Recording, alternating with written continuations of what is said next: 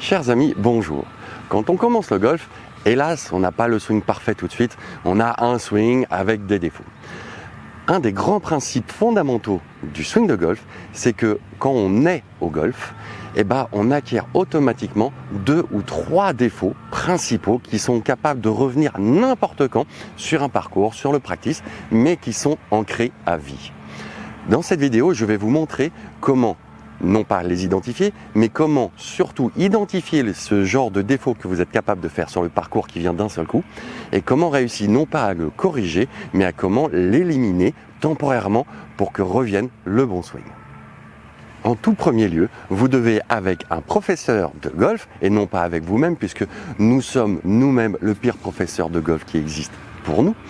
Donc vous devez définir avec un professeur de golf quels sont vos 1, 2, voire 3 défauts majeurs, principaux, les identifier et savoir comment ils fonctionnent. Une fois que vous les avez identifiés, au moins un, il faut à ce moment-là, sur le practice, essayer de le faire volontairement, ce défaut, afin d'identifier toutes les sensations que vous pouvez avoir pour que quand vous serez sur le parcours, vous pourrez vous dire « Ah, j'ai eu cette sensation, donc j'ai ce défaut-là, voici donc ce qu'il faut que je fasse à la place. » Je vais prendre mon cas précis, celui que je connais quand même pas trop mal, c'est j'ai une tendance à faire ce qui s'appelle du sway, c'est-à-dire quand je descends mon club, à avancer mes hanches et non pas à tourner mes hanches.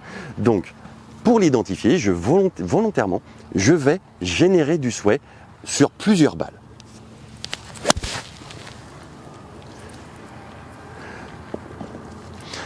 Une fois que je l'ai fait sur plusieurs balles, tout de suite je vais savoir à peu près dans quelle partie du corps ça se passe, qu'est-ce que je vais ressentir et où ça va se passer.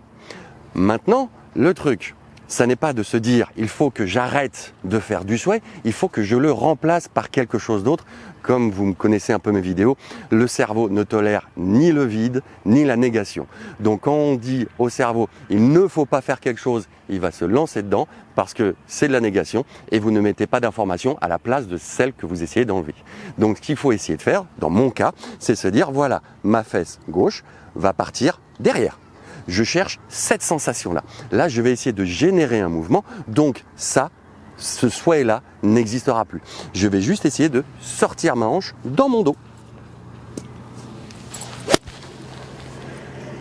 Tout de suite, la sensation est différente. Et là, je viens de retrouver un swing.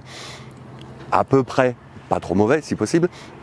Mais le but du jeu est vraiment de ne pas chercher à se dire « qu'est-ce que j'ai fait de mal ?»